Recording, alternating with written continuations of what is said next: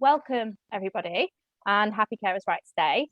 So for anyone who doesn't know what Carers' Rights Day is, it's a campaign focused on helping carers to know and understand their rights, as well as giving the opportunity to carers to help them get the support and advice they need and are entitled to. So I'm Sarah and I work for Carers First. Carers First is a charity that provides information, support and advice to carers to help them in their caring role. And we do this online, on the phone and in the local communities. We currently work in 8 regions across England, but any carers can access our online support through our website, which is carersfirst.org.uk. Today we are hosting this Facebook Live question and answer session for Carers' Rights Day. And I'm joined by a wonderful panel here, and I'm going to now invite them to introduce themselves. So Brian, if you'd like to go first. Hi, my name's Brian. I'm a benefits advisor with my role of being to look at what benefits a carer might be entitled to, but not only just carer, but also everybody within the household, so the person we care for, any extended family, any way in which I can help promote or get somebody to be in a certain benefit, which will just help them financially. And I'll talk a bit about benefits in a few minutes. Thank you. Okay, Ellen. Hi, I'm Ellen. I also work at Carers First. My role is the Community Inclusion Coordinator, and what that involves is supporting a wonderful team of volunteers who support our carers out in the community. And what I also do is work on projects around carer wellbeing, training courses, and support and create carer-led support groups as well. I started out at Carers First in the helpline team, so I would have supported carers on their initial contacts into the organisation and throughout their journey. Thanks, Ellen. And Kulbir? Good afternoon, and thank you for inviting me. My name's Kulbir Pasricha. I'm a Community Engagement and Hate Crime Manager for Kent Police. Been with Kent Police now over 24 years, and I've been a carer since I was young, so young, probably about 30 years. I'm a carer at present as well, so happy to share my lived experiences and to offer that support to others around being a working carer and be able to answer some of those questions that come up shortly. Great, thank you all for joining us. So now let's start with the questions from carers. The first one is, how do I know if I'm a carer? So Ellen, do you want to start that one? It's quite an open question, that one, really, because literally being a carer is that you're looking after or supporting someone, a family member, a neighbour, a friend who needs help due to any kind of illness, disability, frailty, maybe being elderly. And also the role itself has a real broad spectrum in terms of like a job spec as such, because it could really be somebody who pops in on a neighbour once a week with a pint of milk for a conversation to check on their well-being, right up to somebody who's providing that 24-hour care, supporting with every aspect of that individual's life. And a carer can fit in anywhere in that bracket, and that also includes age as well. At Carers First, in some of our localities, we support carers as young as 5 years old, going right up into the late 90s. So identifying as a carer, there are lots of slots where carers can fit into, because the spec as such is so broad. And many carers also struggle to identify as a carer because they see it as kind of like the norm. It's something that they do when they're supporting a loved one, especially when it's supporting a partner or a parent or a child. So identifying as a carer as well is important, to see that that role can really span from just, you know, helping with washing to helping with household chores. It could be absolutely anything. Kulbir, what would you say brought you in So for me, to sort of identify? Yeah, for me, I'm really glad this one's come up, actually, because we've just had a session with Kent Police and Essex Police just prior to this, and the number of people that then identify as carers, when you start giving that, well, what do you do? And they, oh, I didn't know I was a carer. So for me, in my lived experiences, it's like the everyday tasks. It could be the bathing, could be the washing the hair, could be, actually, I'm sort of like the cook, the taxi driver, the doctor, you name all those different things that people do. But actually, you don't have to do all of them.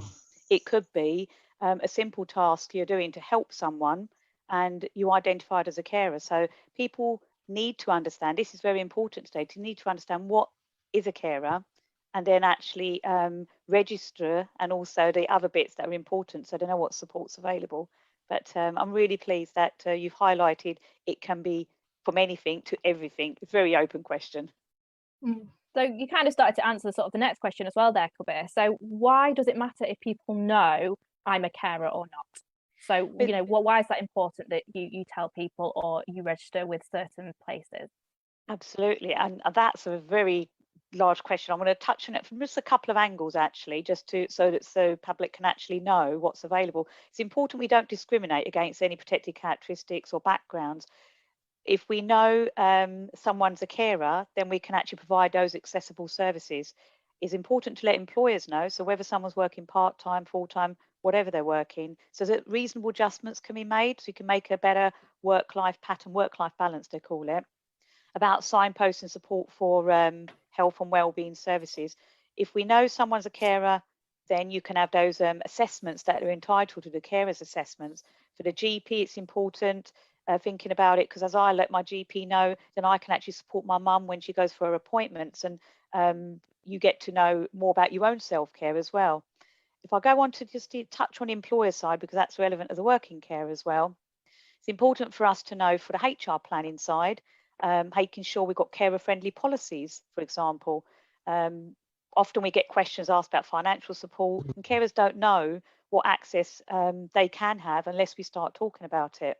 There's the emergency card as well, which I'll finish on, because I carry a carer's emergency card, and the more I talk about it, people say, oh, I must register.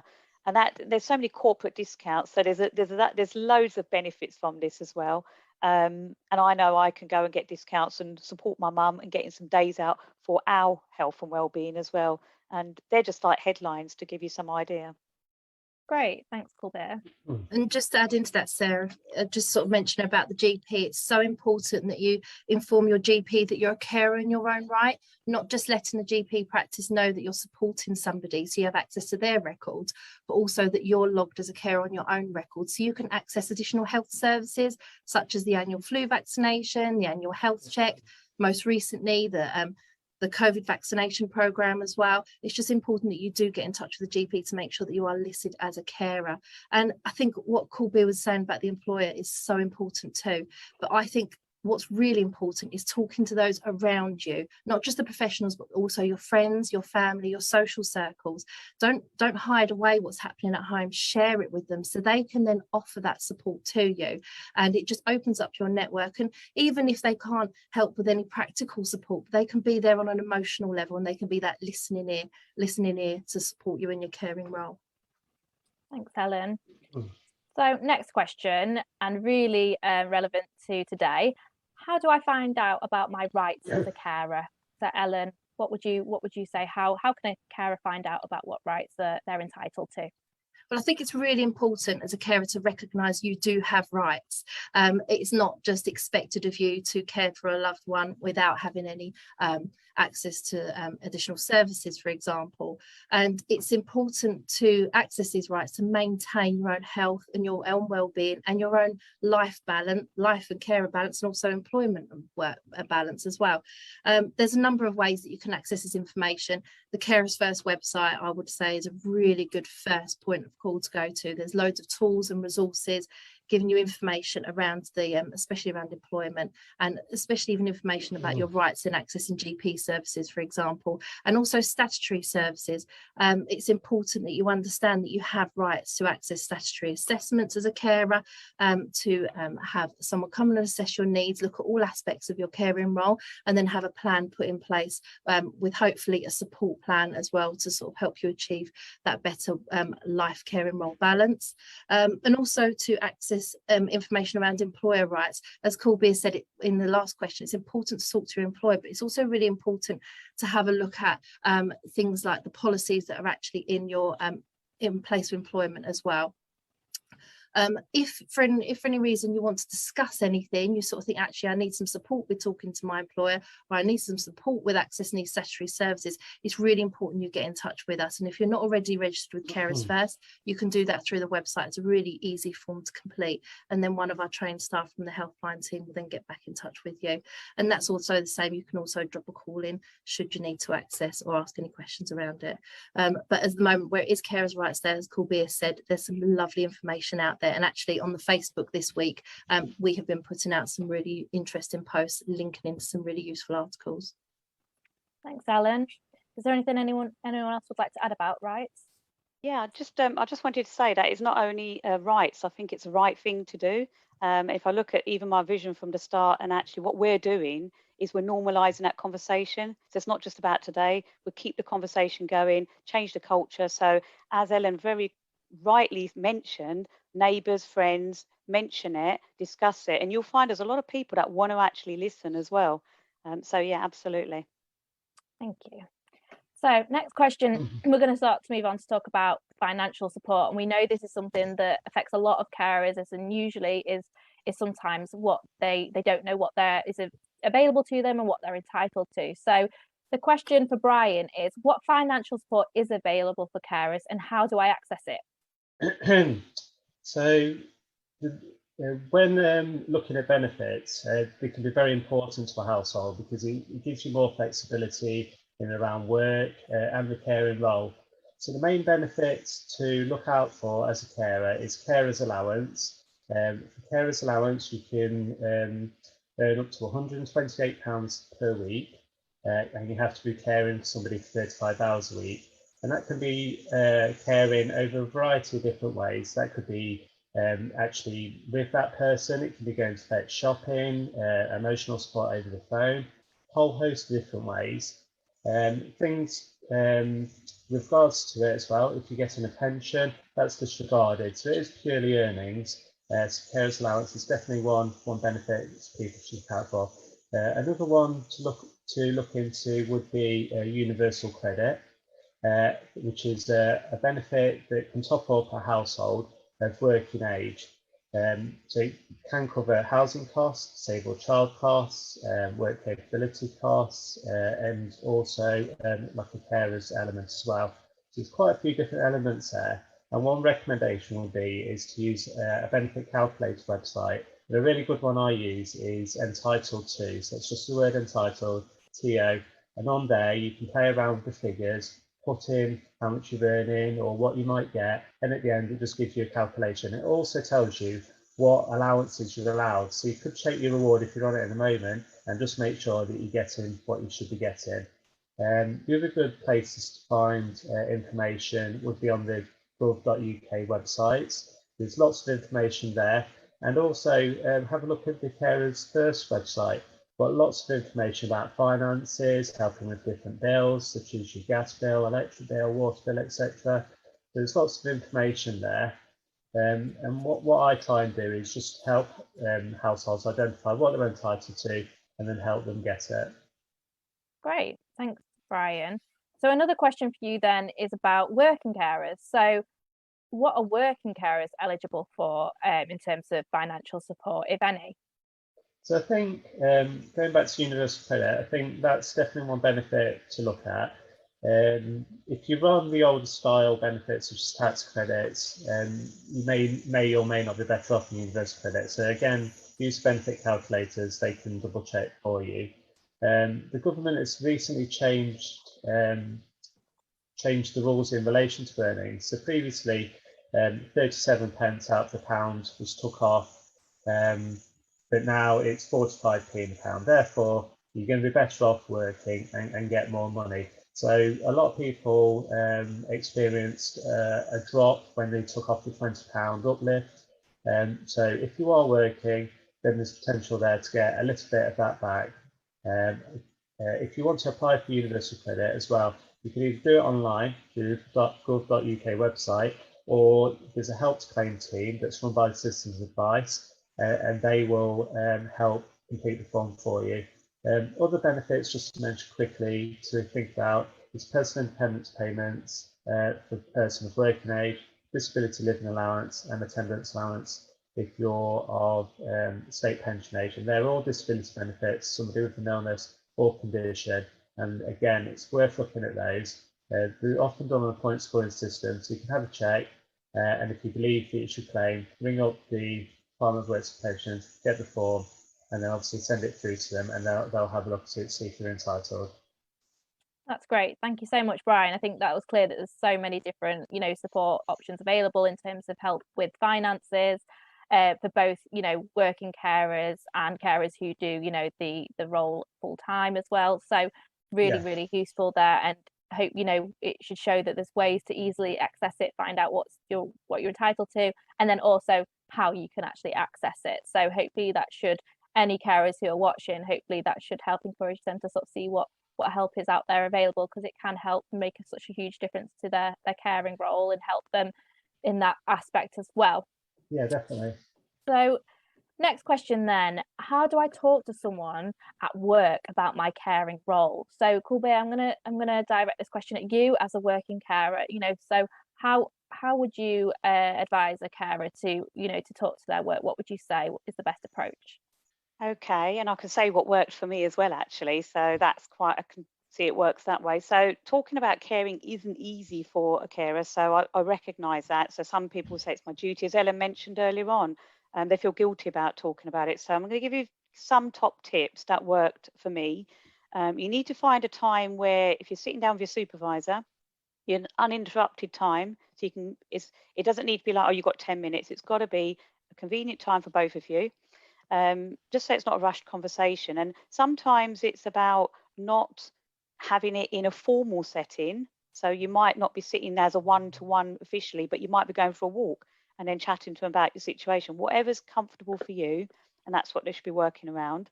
I'd always say make some notes just in case you feel a bit nervous or you lose your train of thought. So just make some notes as well. Think about what you want to tell your employer or supervisor. You don't need to tell them about the condition or severity of the person you're caring for. However, obviously, if you wish to do so, sometimes it helps them to understand. Remember, supervisors, employers don't go out to do a bad job. Sometimes it's just that lack of understanding. So it's good to explain whatever you feel comfortable to explain as well. Think about how, and I'll try to place myself in this, how caring affected me and my work, and how I can make sure I can be the best I can be. So, for example, if you need to take time off at short notice, what kind of policies, what kind of support, emergency leaves in place? So have that discussion then. And trust me, when you actually have these conversations, you give 100% to that organisation, whereas they're just giving you a little bit every so often. The flexibility is amazing. So as I said, writing it all down is absolutely key, and you can refer back to that at any point.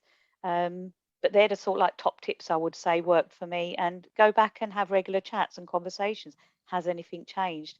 But if you can't speak to your supervisor, there's always another means. There's a human resources can signpost you, but there are systems in place just to make your employer aware, which I highly recommend.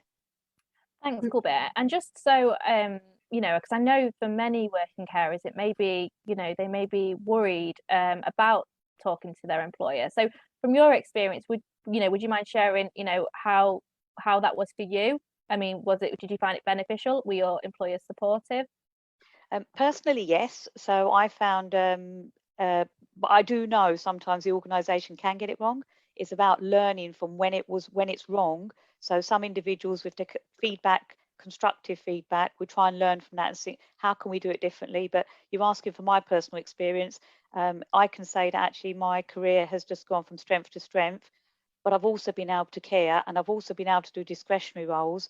But importantly, out of all of that, I'll always say to the carer, look after yourself first. Think about the oxygen mask, put it on yourself first, then you can look after others. But if ever you're not sure how to approach an employer, carers first, some of the carer support groups, you get that extra support, and we've been doing the same. That's and great. Also just to sort of jump in and say, don't ever have any fear that you'll be discriminated against in the workplace, because that's a huge thing under the Equality Act, is that as a carer you should not be discriminated and miss out on any job opportunities or anything like that. I think sometimes carers have that fear that by telling them and what the situation is, they might not get those opportunities. Absolutely, and so important to mention as well, with it being Carers' Rights Day, that they're protected with that act. And I think we know that so many working carers actually give up work because they struggle to balance both their caring role and working. So I think for any working carers who don't want to give up work because of that, that talking to their employer, and that can make a real difference if their employer understands and can make appropriate changes and be more flexible and provide the support they need. So once again, for any caring workers, working carers watching, it would be great for them, to not feel like they need to choose necessarily if they don't want to. Yeah. So the only thing I was going to add in, and Ellen's absolutely right about the Equality Act 2010, and I think just to point out, so anybody listening, it's illegal to discriminate against a carer because of their responsibilities as a carer or because of the individual they're caring for. So just to make sure it's a double side that they actually look at, and that can apply in your workplace, but also protects people when they're shopping for goods as well. So it's good to know your rights as well as the options for support. Absolutely, really good point. Thanks for adding that, Kulbir. Now, next question, one for Ellen, I think. Are there groups or courses that can help me as the carer? Definitely, we're really lucky as an organisation that we're able to offer a really wide range of courses to our carers, both face to face in a group setting and as well as virtually online.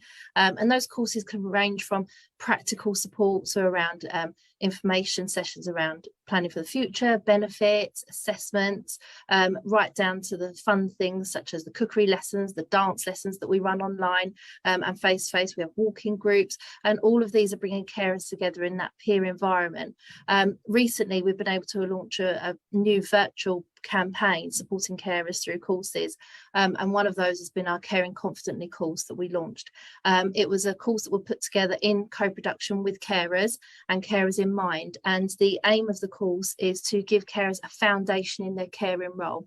And it's looking at, there's 4 sessions that run in that course, and it's looking at the caring role itself, the carer's checklist, all the things that you need to consider as a carer, from making sure your GP is aware that you're a carer, making sure that you've put in some respite time, making sure that your home's suitable for your cared for's needs, all those little bits and pieces. And then we go through things like looking at wellbeing, finances, and then we also have a really nice session at the end around giving you confidence, looking after somebody else and looking out at their needs and changes. So for example, in that last session, it's giving somebody the confidence to recognise changes in confusion and mobility, and giving the language the carer will need to go forward to the health professionals to get support for their cared for.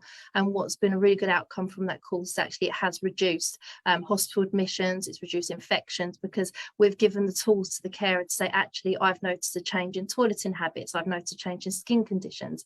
But the whole aim of that course is to bring in all information that carers will need in one place, and so they get that foundation, and then we build up from that with our other courses that we have available. We've just recently also launched a wellbeing program in partnership with wellbeing counsellors and coaches, and they're bringing together small groups of carers as well and giving them the tools that they need to be able to get that wellbeing in their role and look after themselves. But like I said, there's lots of courses that are available to our carers, both face to face and virtually. If you need any support getting online, and that's what's holding you back, get in touch with us, because we have got teams of people that can help you get online. But all of that information can be found on our website. And also, if you're registered with us, you will be receiving regular emails from us giving you updates as to dates and when those courses are running. Wow, there's so much available. Thanks, Ellen, for sharing that. I'm actually, the next question is actually kind of linked to the previous question when we started talking about being discriminated against. So a carer has asked, I'm being discriminated against at work, what should I do? So Kulbir, I don't know, in your role, if you have experience of how, what a carer should do if they are experiencing that. I think it's important to know what the rights are, and it's important to look at the policies as well to see what underpins those. If you're an employee, it's worth looking at your approach in a union, if you've got a union there. The Human Resources Department will offer you independent advice as well.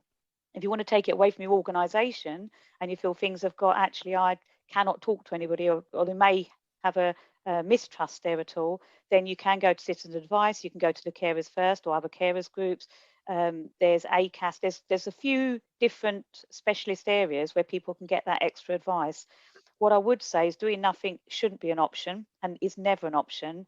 I've seen, not me personally, but I've seen how it's affected others who work in different organisations. And like I say, if sometimes people get it wrong, we need to address it sooner, because it can, if that employee then leaves the organisation, it's a considerable impact, not just on their lives, which is what we're talking about, the care in their lives, their family lives or partners, whoever they're caring for, but also as an organisation, it costs considerable amount to then look, you know, if you try and look at the skill set they're losing, it just makes business sense. It makes the right thing to do about, you know, if we see anything that's going wrong, to actually have systems in place to address it. But it is, going back to, you know, you spoke briefly around the employment rights, statutory rights, and if people know what they are, they're more likely to feel confident in challenging them as well. Great, thank you, Kulbir. So next question, I'm feeling overwhelmed and exhausted with my caring role. Who can help me? So Ellen, I know you work with a lot of carers who may experience this. So what help is available for them? It's quite common, to be honest, as a carer to feel tired and exhausted. They keep going, keep plodding on. But what I would always say is you need to look at the caring role almost as like a paid employment. You wouldn't go into a paid employment and work 52 weeks of the year, 7 days a week without taking any kind of breaks. It's really important as a carer that you take opportunity to get some respite breaks. It could just be an hour, it could be a couple of hours, it could be an overnight stay, or it could be a little bit longer. It's easier said than done, because it may take some planning, especially if you're caring for someone who cannot be left on their own. So it's important you plan in this time and you to talk to those around you. When we spoke earlier in the session today, we spoke about talking with friends and family, making them aware of your situation, because it may be that that's your opportunity to go to them and say, actually, could somebody sit with whoever we're looking after for an hour so I can go off and have my hair cut? Can somebody just give me, you know, some help during the weekend so I can go off and do something for myself? It's really important to do that. If you don't have that network of support around you, though, you can access statutory services to support you with that. But again, it is all around forward planning when you need to take that time. But I think the biggest thing to think of here, and it's part of a campaign that some of our viewers may have seen already on our Facebook, about time for me. And it's important to take that guilt-free time. Never feel guilty for taking a break from your caring role, because it's really important for your well-being, for your own health, physically and mentally, that you get an opportunity to come out of that situation to recharge your batteries. Because in the long run, if you're recharged, you are then absolutely ready and focused to then support the person that you're caring for 100%. So what I would say is, if you are feeling tired and exhausted and you're not quite sure where to turn to get that support or how to navigate those respite breaks, definitely get in touch with us, because we can then support you with that with our community teams, and they will be able to go through your options with you. That's great. Thank you so much, Ellen. Now we're coming to the end of our live session, so I'm just going to finish with one question, and I'd like maybe if you could we could go around to each of you with your top piece of advice for this question. So I'm struggling as a working carer. How can I achieve the right balance? So Kulbir, should we start with you? You want it in one statement? I would say know your threshold and be the best you can be, and have a work-life balance. Thank you. And what about you, Brian? What would your top piece of advice be for helping a working carer achieve the right balance? I think, yeah, definitely use the benefit calculators. They're really good. The Untitled website allows you to consider, let's say you're working, you're looking to reduce your hours, you play around with it, and you can see like where you're going to be financially. There's quite a lot of benefits out there for different people, and there's lots of support from different agencies. So have a look, see what you might be entitled to, so it'll all help in the end. Thanks, Brian. And Ellen? I think leading from what Kulbir was just saying about assessing the situation, being really realistic, talking to your employer, maybe even looking into opportunities such as flexible working, condensing your working days, maybe even reducing your hours. So leading into what Brian was saying, maybe weighing up the options. If I reduce my hours, how will my income be affected? But I think the biggest thing is just talk with your employer and really have that open conversation, because as we've discovered, it might be a learning opportunity for your employer. You might discover that you've got colleagues that will then come forward and say, actually, I'm also a carer, and that will then get that joint support from the employer. Great. So that brings us to the end of our session. I hope everyone watching found that really helpful and informative. So thank you to you all. And of course, thank you to the panel. All your information, experience, advice has been extremely insightful, and I'm sure has been useful to many carers. If you are a carer and you would like any more information about any of the topics covered, please do visit the Carers First website, which is carersfirst.org.uk. And of course, enjoy the rest of Carers Rights Day. Bye. Bye. Thank you. Bye.